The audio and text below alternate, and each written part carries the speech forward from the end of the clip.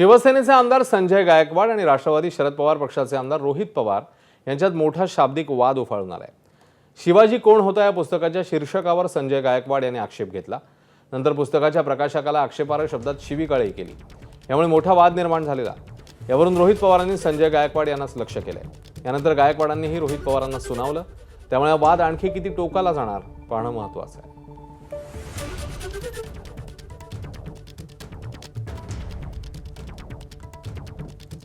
तुम्ही प्रश्न करत असताना अशा लोकांचे प्रश्न मला विचारा की ज्याच्याबद्दल आम्हाला बोलायला पण बरं वाटेल।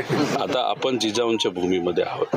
जिजाऊंच्या भूमीमध्ये असताना तिथं जर महिलांबद्दल बोलताना जर एखाद्या व्यक्तीला तारतम्य नसेल तर मग या भूमीचा अपमान आहे असं मला वाटतं। तुम्ही बोलत असताना महाराजांबद्दल बोलता आणि बोलता तुम्ही महाराजांचा पण अपमान करता, ही त्यांची लायकी आहे। त्यामुळे अशा लायकींच्या लोकांबद्दल आपण बोलून न तुमचा न ऐकणाऱ्यांचा न माझा त्याच्यामध्ये वेळ गेला पाहिजे असं मला वाटतं। छत्रपती शिवाजी महाराजचं प्रेम कुठे गेलं होतं?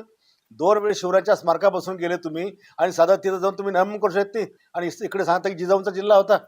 या जिजाऊंच्या चौकामध्ये जिजाऊ साहेबांचं संभाजीराजांचं महाराष्ट्रातलं पहिलं एकत्रित स्मारक आहे। एवढं मोठं तुम्हाला वाटलं नाही इथं नतमस्तक व्हा? तुम्हाला वाटलं नाही की महाराष्ट्रातलं सगळ्यात उंच स्मारक छत्रपती शिवाजी महाराजांचं बुलढाण्यात इथं नतमस्तक व्हा म्हणून? आणि काय सांगता आमची लायकी काढ, तुमची लायकी काय आहे?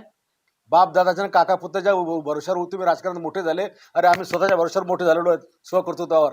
आम्हाला काय कोणा बाप दादा कोणा काका पुत्राचा आशीर्वाद नव्हता। एबीपी माझा, उघडा डोळे बघा नीट।